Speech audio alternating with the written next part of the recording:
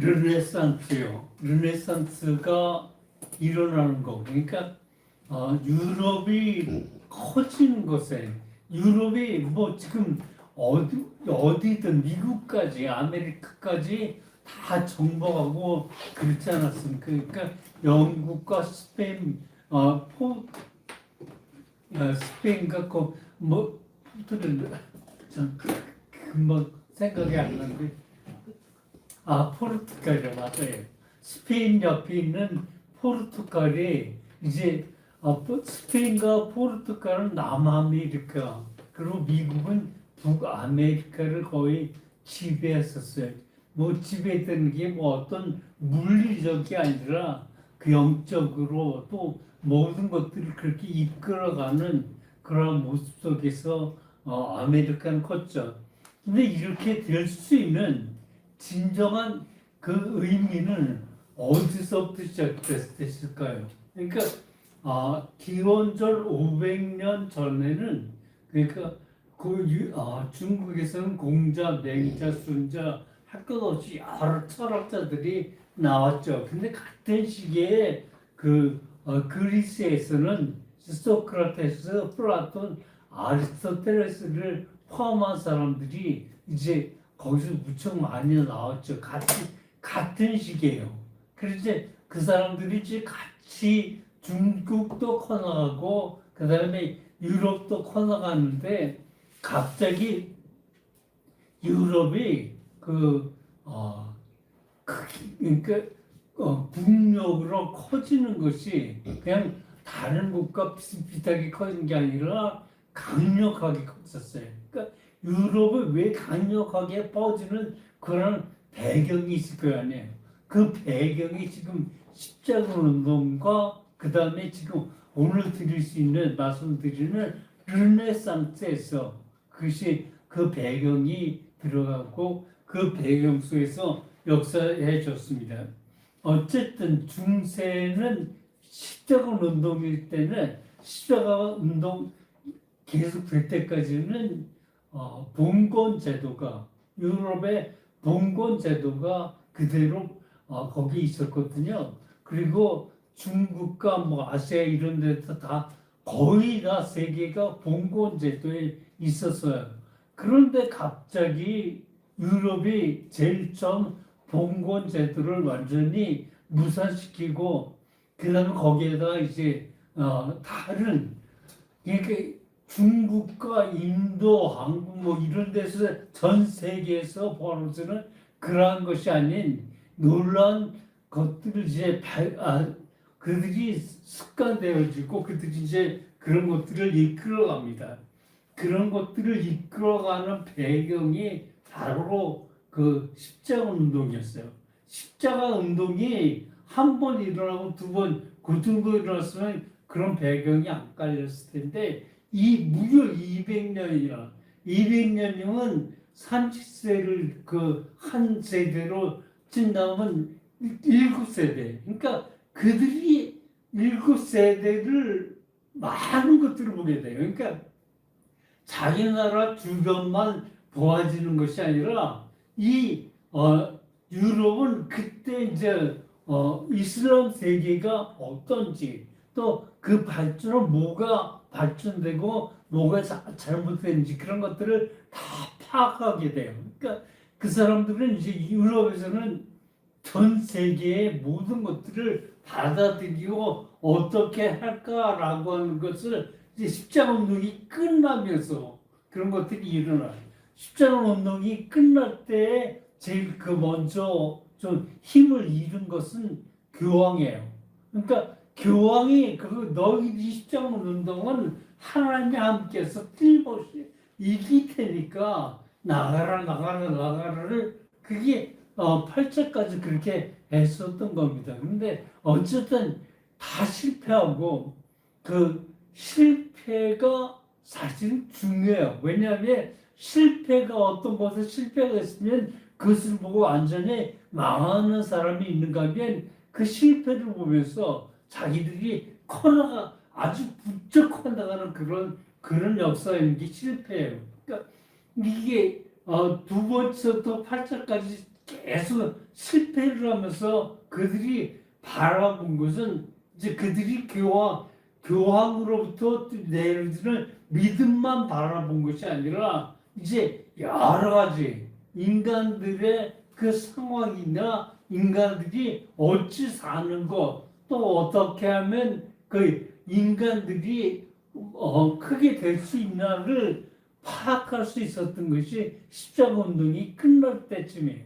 그때쯤에는 이제 변하기 시작합니다. 제일 먼저 변하는 게 이탈리아예요.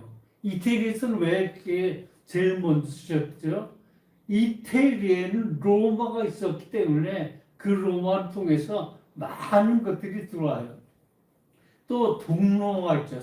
서로마는 망했지만 동로마는 콘스탄티노플을 시작을 해가지고 그 옆에 이제 그 위에 올라가면 동아시아, 그러니까 안디옥 에베소 교회 그 빌라델피아 교회라고 하는 그런 교회들이 전부 다 그 동로마 제국에 속했어요.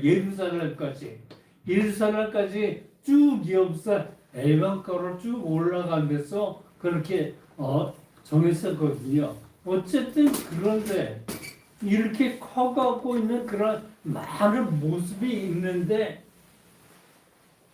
십자가 전쟁 끝나면서 그들이 이제 상황을 파악한 거예요.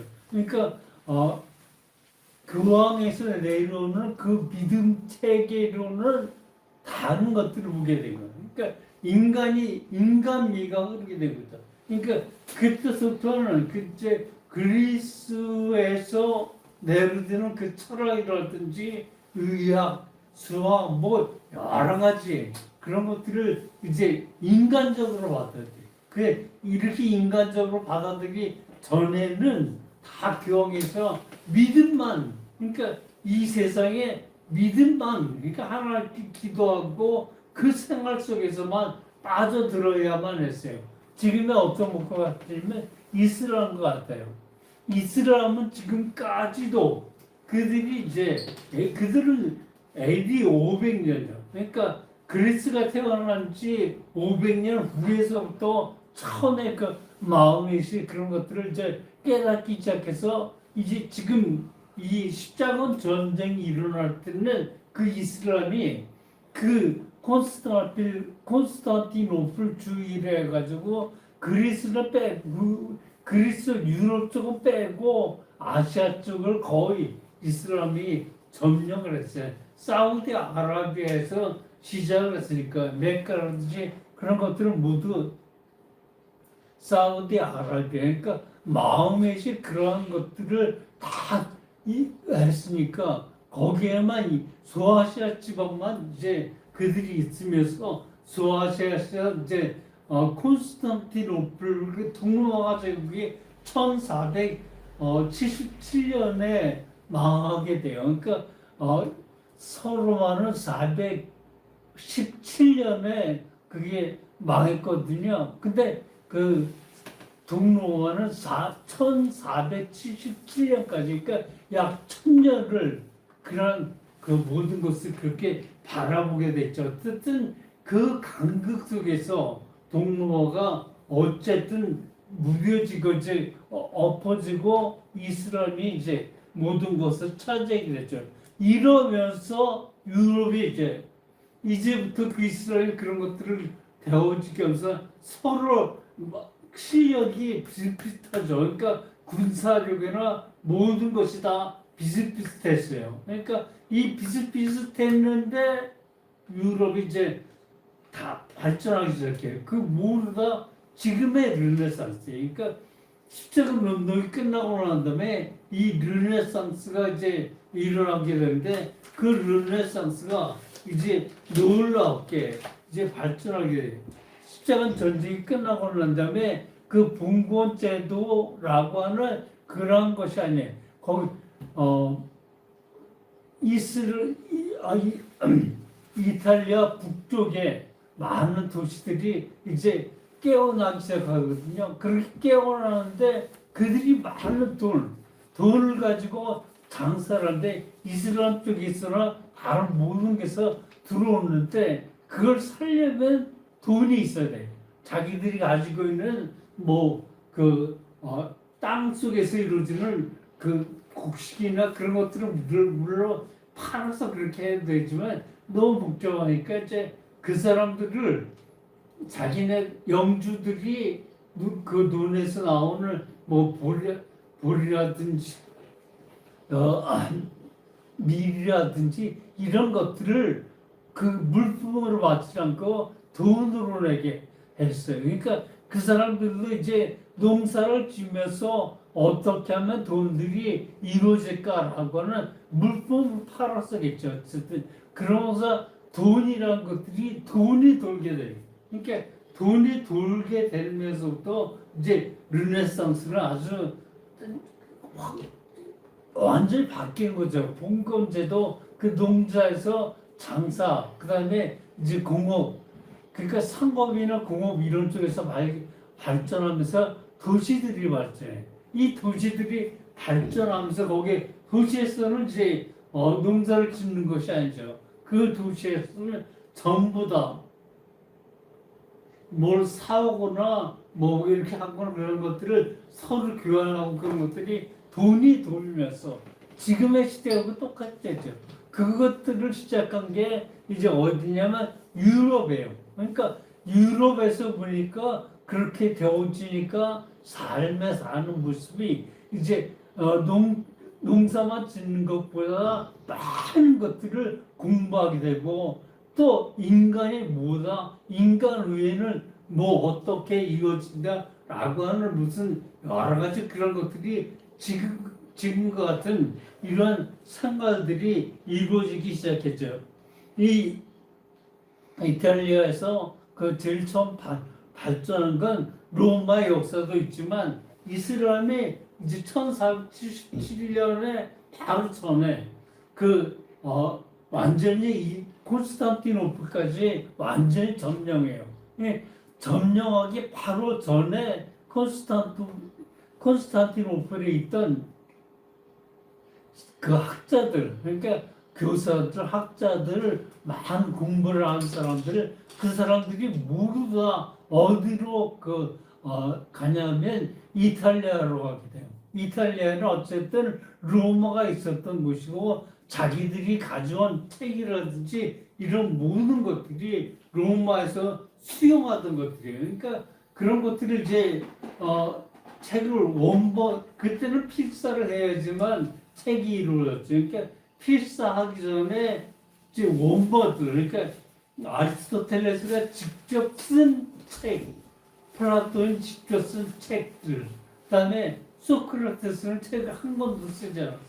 그 소크라테스의 책들을 전부 플라톤에 의해서, 그러니까 소크라테스의 철학은 전부 다 플라톤이 이어받아가지고 플라톤이 그런 것들을 다시 한번 생각해가지고 다시 발달한 소크라테스의 한번 뛰어넘는 그런 철학들이 발전하게 돼요.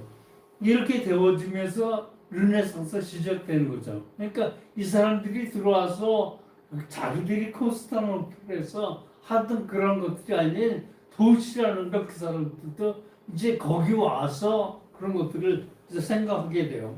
어쨌든 이렇게 하는데 그 이스탄불 그 안에서 처음에는 이스탄불 그 안에서만 이루어지는 것이 이제 거기에 많은 그런 모습이 이루어집니다. 그 모습들이 그 십자군 뒤에 이제 하나님의 뜻이 유럽에 들어가면서 거기에 이제 처음에 레오나르도 다빈치, 그 다음에 미켈란젤로 그뭐 생각하는데 어쨌든 그 사람들이 무척 그 발전을 하게 돼요. 어떻게 발전하냐면 그 생각들이 레오나르도 다빈치 같은 경우는 8가지 그 여덟 철학이나 또 인체 해방 여러 가지 8가지 무려 8가지의 그런 천재 중에 천재예요. 그러니까 그 사람은 그렇게 공부해가지고 그런 것들을 펼쳐내요. 그러니까 이렇게 펼쳐내는 거 보니까 이제 여태까지 살던 그런 것들과는 완전히 다르죠. 근데 레오나르도 다빈치하고 미켈란젤로 그 외에 여러 그 학자들이 자기들이 발전하게 된 계기 아주 그때 사람들이 완전히 지금 그 사람 평민들과 완전히 다른 레오나르도 다빈치라든지 미켈란젤로 라파엘 이런 사람들은 완전히 다른 사람들이에요. 그러니까 처음에 소크라테스라든지 플라톤, 아리스토텔레스 이 사람들도 그 세계에서는 완전히 깨운 사람들인데 그 다음에 또 나타나지 않다. 이게 이제 유럽에서 레오나르도 다빈치라든지 미켈란젤로, 라파엘 이런 사람들이 완전히 깨게 돼요. 그러니까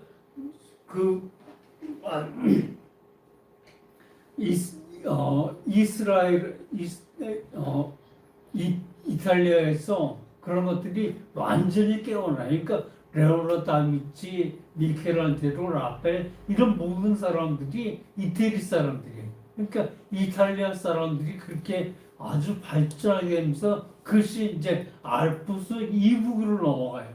알프스는 어디에 있냐면 그 이탈리아의 그 알프스 산맥 스위스에서 있는 그런 산으로부터 쭉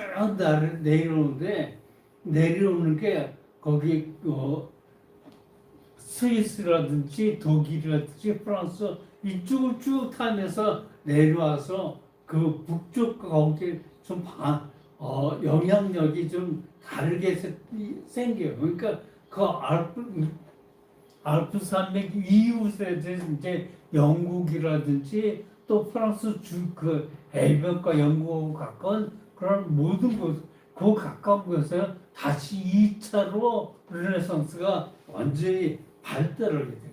그때는 사실은 이탈리아에서는 도시국가들이 생기지 않았지만 그들은 전부 다 도시국가가 생기면서 큰 힘을 발휘할 때. 그러니까 이렇게 되어지는 르네상스가 이제 올라가게 되는 것이죠. 자, 어쨌든 이러면서 왕권이 이제 강화되고 그런 것들을 이제 차리고 그런 것들이 있게 됩니다. 근데 어쨌든 르네상스는 다시 한번 정의하면 르는 영어에 지금 리와 같아요. 리와 같아가지고 리턴하면 다시 돌아온다고 하는 뜻이죠. 그 앞에 리가 붙어요. 리턴하고 어쨌든 그리고 remember 다시 한번 기억하는 거 그걸 다시 그러니까 이 리는 다시라고 하는 그런 뜻이에요. 르네상스 할 때 르가 바로 이 리고 리면서 이제 옛날 것들을 다시 모게 되는 부활한다고 하는 그런 뜻이에요. 그러니까 그들이 이제 다시 한번 생각한 것이 그리스의 철학이든지 또 다른 것들 이런 모든 것들을 보면서 이제 나아가게 됩니다. 이제 인문주의의 그 그리스 로마 이런 것들을 이제 받아들이면서 신본주의에서 그러니까 중세에서 신본주의 하나님에 의해서 교황에 의해서만 이루어지는데 이때부터는 교황이라든지 또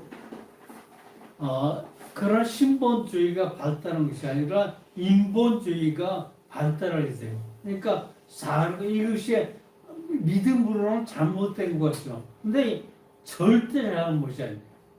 이것이 있었기 때문에 사람들이 어떤 생각을 하게 되죠. 그러니까 지금 이슬람에서 발전하지 못하는 것은 이것을 꼭 부추기는 거예요. 그러니까 마음에서 처음에 많은 교리를 그 동굴 속에서 하나님부터 받아가지고 이제 그것을 가지고 자기들의 그 믿음의 틀을 잡고 나왔거든요. 근데 학자들이 보니까 사실 이것들이 너무 엉망이에요. 그 중에 중요한 것이 있긴 하지만 중요한 것이 있더라도 이건 좀 너무 엉망이에요. 그래서 두 번째 그 신학자들이 나름대로 다시 한번 책을 쓰는데 그 책을 써놓고는 마음에 있었던 책을 다 불태워버려요. 그러니까 자기들이 어떤 성경에 만든 성경 그 하나만 붙들고 나머지를 쓴 거. 그러니까 신학적인 어떤 의미에서 쓴 것들은 다 불태워버리죠. 이러기 때문에 이슬람이 지금 여자들이 그 판도라는 거, 자꾸 잊어버리는데, 예?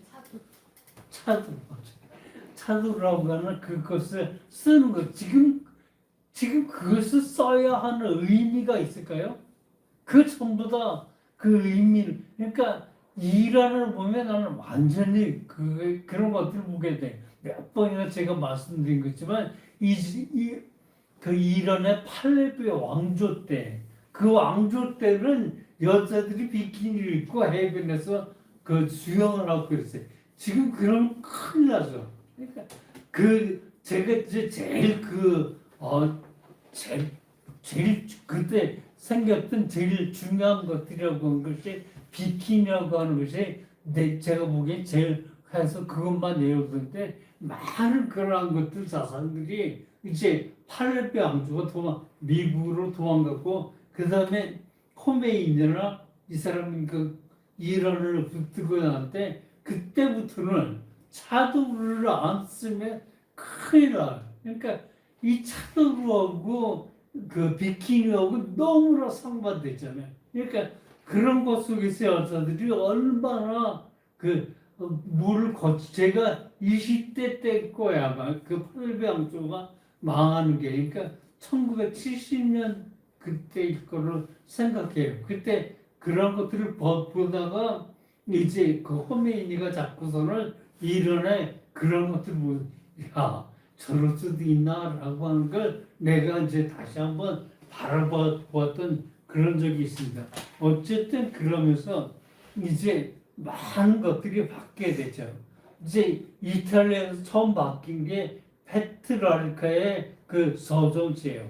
이 서정시가 인간적인 서정식이 처음으로 오게 되고 보카체의 데카메론 이런 것들 이제 많이 들어보셨죠.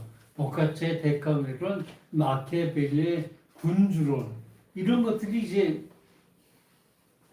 쓰여지기 시작해요. 데카메론은 이제 흑사병이 많이 돌아가서 사람들이 좀 흑사병이 안 도는 그러니까 병균이 없는 그런 곳으로 가게 되는데 이 사람들이 한 10명이 그 흑사병을 피해서 교회로 그러니까 토마스 모의 집으로 이제 피난을 가게 돼요. 그러니까 거기서 10명이 하루 한 편씩 그런 것들 자기들이 이제 가지고 있는 그런 것들을 하다가 100편을 그 책을 이루게 돼. 그런 책들이 이제 완전히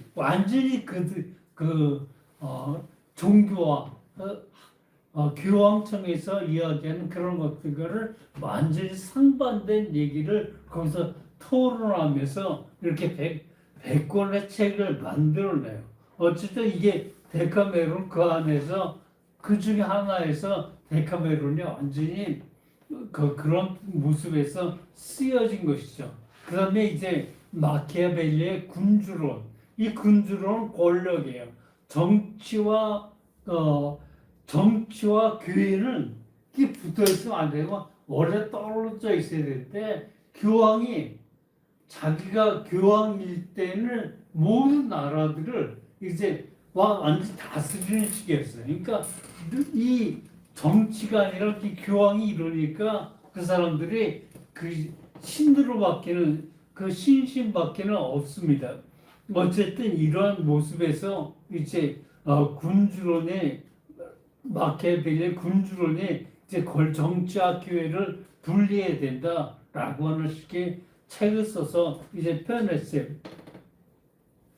어쨌든 이러면서 이제 이탈리아에서 가장 우리가 너무나 잘 알고 있는 레오나르도 다빈치, 미켈란젤로, 라파엘로 이런 사람들이 이탈리아에서 자기들의 모든 것을 펴내죠. 근데 이 사람들이 이 편의 때에 뭐가 있었냐면 메디치 가문이 있었어요. 메디치 가문이 있었는데 이들이 의리라는 거예요. 천지창조를 천장에다 그려달라라고 하는 미켈란젤로에게 그렇게 시키는데 많은 돈을 그러니까 미켈란젤로는 완전히 메디치 가문이 그 사람을 완전히 월급으로 쓰면서 매번 데리고 있는 그런 사람이 미켈란젤로예요. 어쨌든 이럴 때 미켈란젤로보다 어쨌든 레오나르도 다빈치는 이게 너무나도 이 사람이 너무나도 많은 것들에 굉장한 것들을 발견해요. 그러니까 뭐 제가 지금 그런 것들을 이야기하기 전에 어쨌든 르네상스라고 하는 그러한 모습에서 그런 것들을 이제 하나님만 아는 그러한 것이 아니라 인간들 안에서 이루어지는 거. 그러니까 그럴 때에 그 전에는 절대 그 사람들이 그 나태라든지 이런 것들을 절대 그리면 큰일 났어요. 그런데 이때는 이제 이탈리아가 르네상스 시작될 때는 이때는 그 미켈란젤로가 그 다비드상인가요? 그것을 완전히 그렇게 아름다운 그런 그 조각이 없을 정도로 어디다 내려도 미켈란젤로의 인간미의 그 아주 가장 좋은 거 그런 것들이 이제 세워졌죠. 레오나르도 다빈치의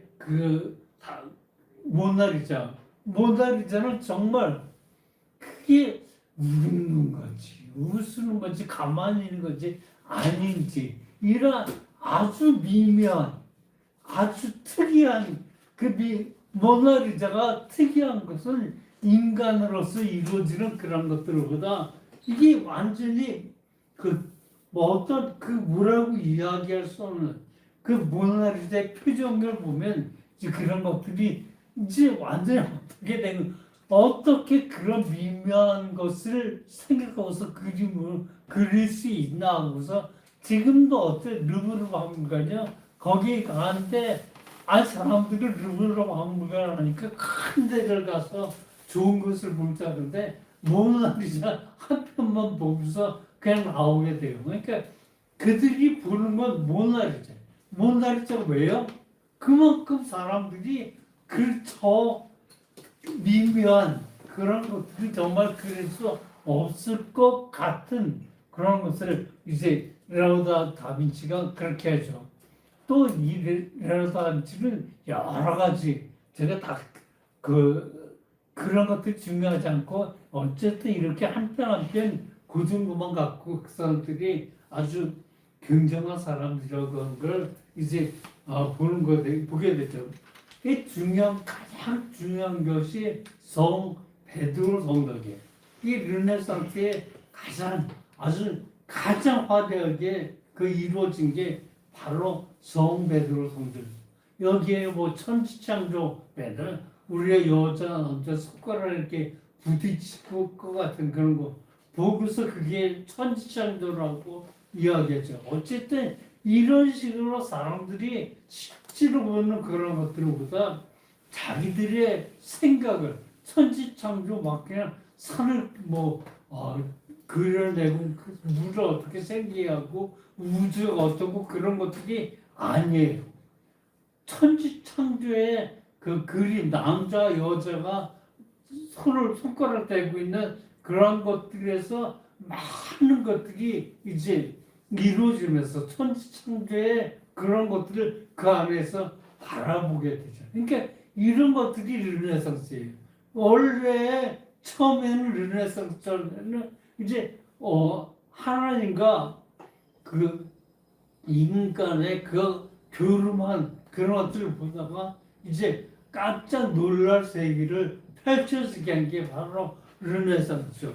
어쨌든 이 레오나르도 다빈치, 미켈란젤로, 라파엘로 그런 사람들이 성 베드로 성당에 그런 것들을 그리게 한 것이 메디치가 그 미켈란젤로에게 돈을 그만큼 투자하면서 이제 그렇게 많은 그 미켈란젤로뿐만 아니라 이 메디치 가문은 많은 사람들을 키워내. 제가 대신으로만 이렇게 이야기해야 되는데 어쨌든 그렇게 영국과 그런 식으로 이것이 이제 알프스 2부 영국 쪽으로 넘어가면서 그 르네상스의 그런 그 밑에까지는 아직도 교회와 그런 것들이 이제 연결이 아닌 이제 떨어지면서 그런 것들을 부딪혔었는데 알프스 이북에 넘어가면 완전 이제 교황과 완전히 거기서 벗어나면서 이 다양한 그런 모습들을 보게 되죠. 이제 거기에 보면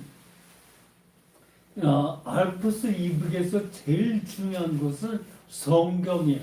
성경을 라틴어로만 썼거든요. 근데 그 라틴어를 영어로 쓰는, 그러니까 루터의 종교개혁하면서 독일의 그 성경을 그 사람이 최초로 썼다고 하는 그런 일들이 사실은 200년 전에 영국에서 그런 일들이 있었어요. 루터보다 훨씬 더 전이에요.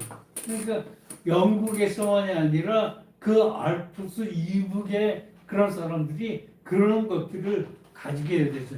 어쨌든 에라스무스의 우신 예찬이라고 하는 그런 것인데 이 우신 예찬은 성서의 기반으로 해서 모든 책들이 쓰여졌는데 이것은 이제 우신 예찬에서 그 교황을 지적하고 교황과의 많은 그런 것들을 그 교황의 잘못들을 지적하고 그것을 어떻게 할까 성서로 돌아가자고 하는 그런 얘기가 우신 예찬에서 에라스무스의 우신 예찬에서 이루어지죠. 그 다음에 토마스 무어는 아까 그 말한 토마스 무어는 이제 유토피아를 쓰죠. 유토피아가 뭐죠? 그것은 있는 것이 아닌 거 없는 거예요. 그러니까 이 유토피아는 아무 데도 없는 거. 유토피아는 지구의 어떤 여기가 유토피아다라고 하는 것이 아니라 완전히 유토피아는 다른 세계예요. 그러니까 인간들이 생각할 수 없는 이 다른 세계들인데 이것을 어쨌든 에라스무스 토마스 모어가 어쨌든 이 유토피아를 썼는데 우리들도 지금 어떤 이상향을 말할 때 유토피아라고 하는 그런 이야기를 하죠. 바로 이런 모습들이 이제 쓰게 됩니다. 어쨌든 알프스 이북에서는 유아기법으로 이제 유아기법 그러니까 색을 이렇게 그림만 치는 것이 아니라 그 물감들을 그런 것들을 붙여서 하는 것이 유화죠. 어쨌든 유화를 이제 써가지고 여태까지 그런 것들에서 벗어나는 그런 계기를 만들죠. 또한 모국어를 쓰는 거, 이제 국민 문학을 모국어로 쓰는데 이제 그런 것들을 발전하게 된 게 이제 돈키호테 세르반테스는 돈키호테를 쓰고 그다음 셰익스피어는 너무도 많죠. 셰익스피어는 이제 너무 많은 것들을 우리가 항상 제가 공부할 때 4가지 그 기법들이 시험에 확 들어와서 그것을 그냥 외우게 됐죠. 그러니까 셰익스피어의 4대 비극이라든지 그런 것들이 이제 쓰여지는 그런 모습들을 바라봅니다. 그 다음에 이 사람들이 그림에만 아니라 과학기술의 발달을 하죠. 르네상스에서는 이제 관찰하고 탐구하고 그러면서 과학들을 하게 되죠. 그때 구텐베르크가 이제 활판 인쇄술을 발명하게 돼요. 활판 인쇄술. 사실 우리나라의 목판 인쇄술이 이 활판 인쇄술보다 200년이나 더 앞서요. 그러니까 이 활판 인쇄술은 1517년에 그 되어지는데 우리나라 그 팔만 목판으로 쓴 그 목판 그 만드는 그 나무는 베어다 그냥 거기에다 직접 쓴 것이 아니라 그것을 가지고 뭐 강화도 그 섬에서 그 바닷물에 그 몇 년을 거기서 견디게 해가지고 말려서 쓴 것이 이제 이 목판인쇄술인데 그 사람들하고 그렇게 차이가 나는데 어떻게 그 구텐베르크를 쓰게 됐냐면 구텐베르크는 자기가 인쇄한 거 그것이 아주 무척 많은 나라들이 이제 그것을 그대로 받아다 쓰기 때문에 이 구텐베르크의 인쇄술은 아주 활발하게 쓰였어요. 근데 팔만 대전경은 그저 성경이니까 그 안에 그 성경만 그 불경만 썼으니까 크게 발전하지 못하고 그 안에서 무겁기 때문에 구텐베르크가 활발한 인쇄술은 아주 이제 지금 우리가 가지고 있는 이런 것들이 전부 다 구텐베르크의 인쇄술에서 발전해서 이렇게 나오게 된 것은 어쨌든 이렇게 루터의 95개 조항문 지난번에도 말씀드렸는데 이 95개 조항문이 활발하게 그러니까 종교 개혁을 확실하게 할 수 있는 건 그때 구텐베르크가 95개 조항문을 그냥 하나둘 이렇게 인쇄한 게 아니라 무척 많은 그런 95개 조항문을 인쇄해가지고 그 많은 사람들에게 그것을 뿌렸어요. 그러니까 90개 조항문이 이제 확실하게 잘하기 시작해서 종교 개혁을 충분히 할 수 있었던 그런 모습입니다. 어쨌든 이런 이 르네상스가 되어지면서 구텐베르크의 활발한 인쇄술을 발명하면서 그런 하나의 어떤 도시에서만 그랬던 것이 아니라 이 르네상스가 유럽 전역에 그것이 퍼지게 돼서 그 사람들의 그 힘을 갖게 되죠. 이때 또 중국에서